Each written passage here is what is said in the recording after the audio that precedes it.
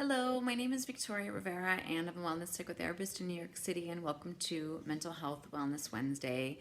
So I apologize. I know that I was going to be recording videos and sending them over Instagram and Facebook.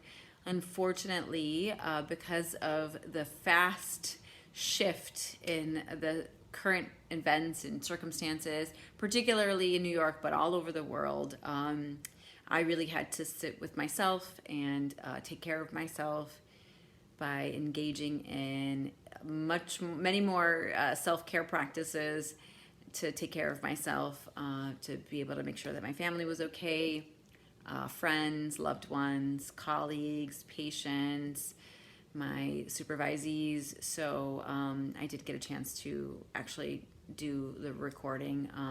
But like I said, you got to practice what you preach, and I definitely was doing that and will continue to do that because this is difficult for everybody on so many different levels. Yeah, so just up to my game: yoga, meditation, drinking delicious tea, dancing to old school salsa. I'm sure my neighbors love me at this point, but whatever. Anyways, so I just wanted to just let you know that that's kind of what has been happening. And thank you guys so much for watching the videos. I really appreciate it, and I hope that they're helpful. Today, we're going to continue with the mental health triage and continuing with that core emotion of fear that gets turned into anxiety, that comes out as stress, that comes out as worry. And again, remember, it's your autonomic nervous system on the sympathetic mode, which is a fight, flight, and freeze, because your brain does not understand what's really going on and is trying to figure this all out, come up with solutions to something that it's never experienced before. So that, in addition to whatever is going on for you personally, you may have unfortunately lost somebody or have somebody in the hospital with COVID or with any other issues that you can't go and visit. You might have lost your job. You might have been totally disconnected from school and from friends or disconnected from your family physically because of what's happening in the quarantine. So there's so many different scenarios and so many different feelings and emotions that are running the gamut through all of us. And so we have to, again, honor that we're having those experiences and recognizing that although we may feel fortunate that we're not in any of those circumstances, we are still suffering as well. And our feelings are valid, and feeling overwhelmed with all the shifts and changes that have happened is a normal feeling. I mean, you're especially if you're still fortunate enough to have a job, and now if you have kids, and you're expected to be 110% still at both when you can only really give 40 or 50, even if that. So be kind to yourself. Take care of yourself. It's really important. So I wanted to share actually the physical symptoms of anxiety, because we talked a little bit about like numbness being a symptom of anxiety and fear and stress, and to kind of just go along with that theme. We also, if we can be numb to the actual cognitive feelings that are happening, or the cognitive ways of expressing anxiety and fear, which would be the worry, the stress, the thinking, oh, what if this, what if that, oh my God, what am I gonna do here, what am I gonna do that? You might not be experiencing that. You might be somaticizing, and you might have more physical symptoms, or you could have a combination of both. So I just wanted to bring this to your awareness. Now, if you have any symptoms that are physical that you haven't had before and you're worried about, you need to see your doctor. Lots of doctors are doing telehealth, and that's a good option, because then you can talk to them about it. But interestingly enough, even before all of this, 80% of doctor's visits and medical issues were related to stress anyways. Stress, again, go back to the core feeling: anxiety, fear. So see your doctor first to rule out any organic issues, but more likely than not, it might be stress. But again, check with your doctor. So just to start with some of the physical symptoms that you might have of anxiety, we'll start with our head. You might feel dizzy.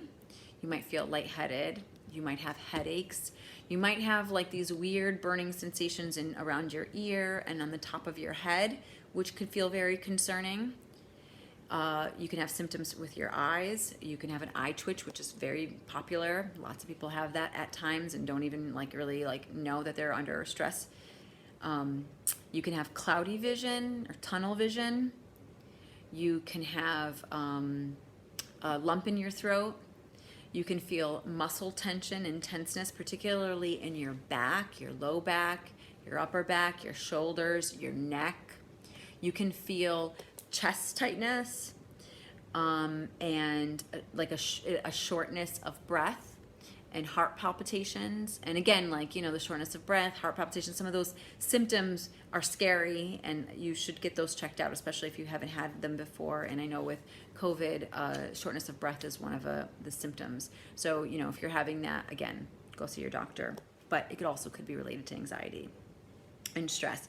So you can also have heart palpitations where you feel like your heart is beating out of your chest and it feels very uncomfortable and overwhelming and you feel like you're going to have a heart attack. Again, if you are feeling that, you do need to take an immediate reaction because there is heart disease and heart attacks that still could happen, and especially if you haven't been diagnosed with anxiety before. A lot of times people will go to the ER and have a panic attack and with the heart palpitations and it be a panic attack, but you would rather be safe rather than sorry. So that's another symptom. And then another symptom is actually like weak legs and having difficulty with balance. You can feel that, when you're feeling anxious and overwhelmed with things. So these are just some of the physical symptoms of anxiety, and there doesn't necessarily have to be a trigger, where you feel, something fearful you saw on TV, and then all of a sudden your legs get weak. That could happen at any time. That, in addition to all the other things that we were talking about of having insomnia, difficulty with falling asleep, feeling tired and wired, which is crazy because that, in addition to, it's springtime and the days are getting longer where we're having daylight, and that can trigger some changes in your mood and your circadian rhythm. And, that is something to be kind of thinking about as well with all of this kind of going on. So, we'll kind of talk a little bit more about some of the physical symptoms of some of the other feelings like anger and like sadness and grief, which I just wanted to touch upon a little bit. This is not an easy situation for anybody. And so your feelings of sadness and grief are understandable, and you might feel it as a discomfort. You might feel it as a snapping at people. You might be more irritable. You might feel like you're sleeping more or not sleeping enough, that you need to take more naps, that you feel fatigued, that you feel extremely tired and overwhelmed. Those are all also symptoms of grief and sadness. And really, depression is unresolved grief. Depression is sadness. And, you don't want to go out and say, oh, I'm, feeling depression. I have depression because of everything that's going on. You are experiencing a normal emotion with something that's abnormal and difficult. And there's so many losses that we've experienced over the last week, very quick, of friendships, of social intimacy and gatherings, of work, of there's just freedom in some ways of being able to go out whenever you want and being able to even be close to people. You have to be a certain feet away, and that's can be difficult to manage and to be cognizant of, and also feel very sad, because it's part of being a human and connecting. Anyways, I hope that's helpful. If you need any help, please feel free to direct message me. Thank you so much, and I will see you next week.